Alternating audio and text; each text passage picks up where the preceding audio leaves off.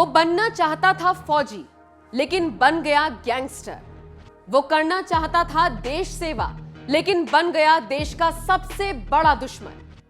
आज कहानी एक ऐसे डॉन की जिसके चर्चे हिंदुस्तान में तो होते ही हैं, साथ ही पड़ोसी देश पाकिस्तान भी उससे थर थर कांपता है।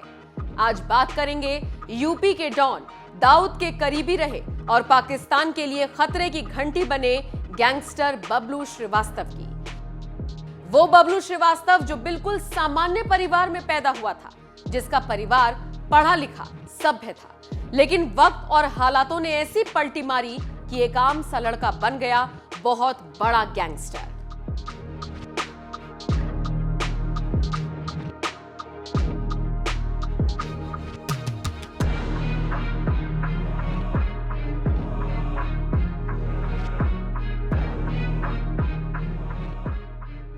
बात है 1982 की।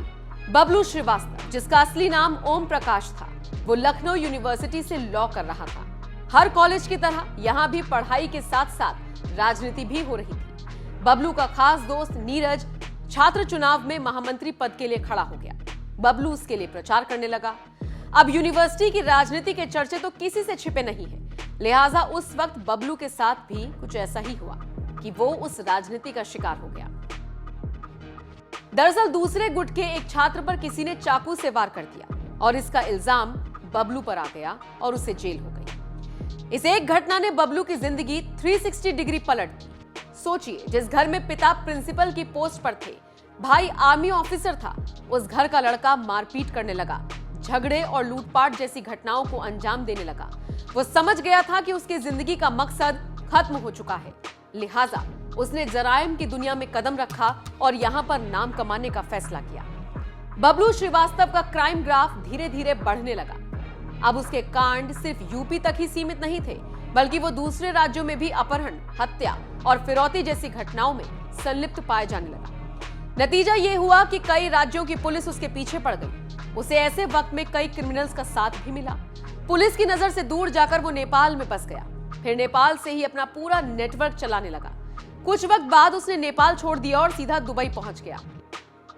बताया जाता है कि बबलू ने यहां पर अंडरवर्ल्ड डॉन दाऊद इब्राहिम से मुलाकात की। दाऊद भी बबलू के किस्से कहानियां सुन चुका था, लिहाजा दाऊद भी बबलू के साथ काम करने का इच्छुक था। दोनों ने मिलकर काम किया। बबलू ने दाऊद के गैंग को मजबूती दी, जिसका फायदा हुआ। पूरे देश में इनका नेटवर्क फैल चुका था। पाकिस्तान तक में उसके चर्चे होने लगे थे। स्थिति ऐसी हो गई थी कि पाकिस्तान तो बबलू के नाम से कांपने लगा था। हालांकि 1993 के मुंबई धमाकों के बाद बबलू ने दाऊद का साथ छोड़ दिया। कहा तो यह भी जाता है कि दोनों के बीच ऐसी दुश्मनी हुई कि दोनों एक दूसरे की जान लेने पर उतारू हो गए। कुछ वक्त बाद मॉरिशस से बबलू को पुलिस ने गिरफ्तार कर लिया और फिर उसे भारत लाया गया। बबलू के ऊपर 60 से ज्यादा मामले दर्ज हैं। 1999 से ही बबलू श्रीवास्तव बरेली की सेंट्रल जेल में बंद है। बबलू को बरेली के हाई सिक्योरिटी बैरक में रखा गया है। आपको जानकर हैरानी होगी कि बबलू ने जेल से ही किताब लिखी है, जिसका नाम है अधूरा ख्वाब। इस किताब में उसने अपनी जुर्म की दुनिया के सारे रहस्य बताए हैं। बबलू श्रीवास्तव का नाम उसी वक्त से सोशल मीडिया पर चर्चा का विषय बना हुआ है जब से अतीक को उम्र कैद की सजा हुई। लोगों का कहना है कि अतीक का भी यही हश्र होगा। बहरहाल, आपको ये जानकारी कैसी लगी, कमेंट करके जरूर बताएं।